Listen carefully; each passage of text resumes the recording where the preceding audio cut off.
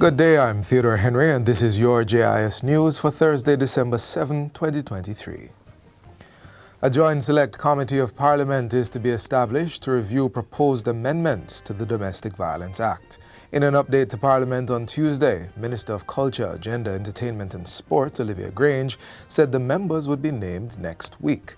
She also indicated that drafting of the amendments was almost complete. Following a review by the Joint Select Committee, the bill will be tabled in Parliament. It will address the low-hanging fruits that came out of the Joint Select that were recommended. And it also includes fine for breach of protection order. It includes how we will treat with perpetrator use of firearm. The Domestic Violence Act aims to give greater protection to victims and deal effectively with perpetrators. Jamaica continues to increase its airlift for the winter season with the latest inaugural flight from North Atlantic Airways into the Sangster International Airport. The first flight arrived on December 1 with 188 passengers and crew traveling out of London in the United Kingdom. North Atlantic will operate 4 flights a week on Mondays, Wednesdays, Saturdays and Sundays.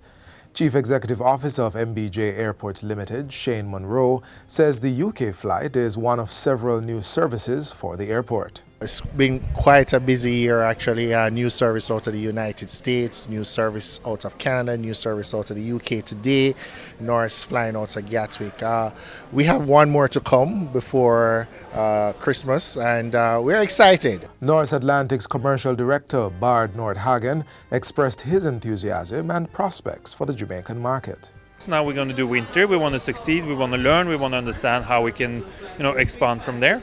And then, grow the business together with the local tourism here as well. 27 farmers who are insured under the GK Weather Protection Scheme and suffered damage from the recent rainfall are to get a payout. Agriculture Minister Floyd Green made the disclosure during this week's sitting of the House of Representatives. The insurance scheme is intended to protect farmers from strong wind, rain and drought conditions and allows them to select the level of coverage they desire, which is matched with the premium they pay. The minister adds that there is no appraisal of damage and if the threshold is exceeded by a weather event, the farmers receive instant compensation. The total payout amounts to $675,000 and what it means for those farmers is that without any reference to the ministry, they will have resources to rebound from the most recent weather event. Minister Green is encouraging more farmers to enroll in the insurance scheme. He is also urging other insurance companies to join the mission to assist farmers in overcoming and recovering from agriculture-related issues. 26 community outreach workers in Westmoreland are now available to offer first aid support to individuals experiencing psychological distress. They are the second cohort to complete training in psychological first aid, following 20 persons from Montego Bay. The initiative was implemented by the Citizen Security Secretariat of the Ministry of National Security. The aim is to equip community outreach workers with the tools to appropriately provide the initial response to persons in psychological distress. At the graduation on Monday, State Minister of National Security Juliet Cuthbert-Flynn said the initiative was part of the government's ongoing targeted approach to crime fighting. The issues that we face daily are indeed very complex and demand solutions that go far beyond the ordinary.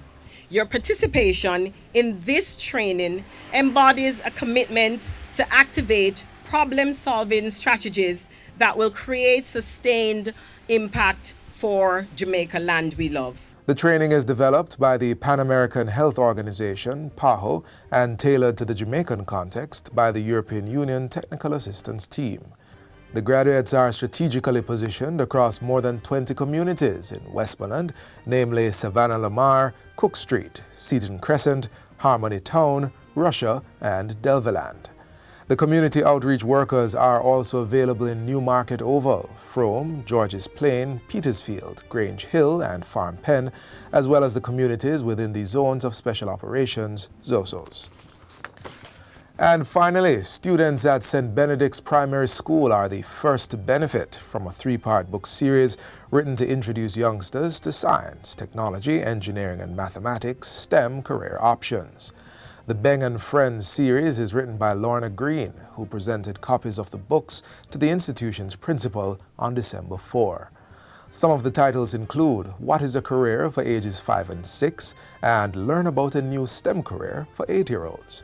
Chief Education Transformation Officer Dr. Faith Alexander says it's in keeping with the government's goal of improving the learning environment by including STEM education into the curriculum.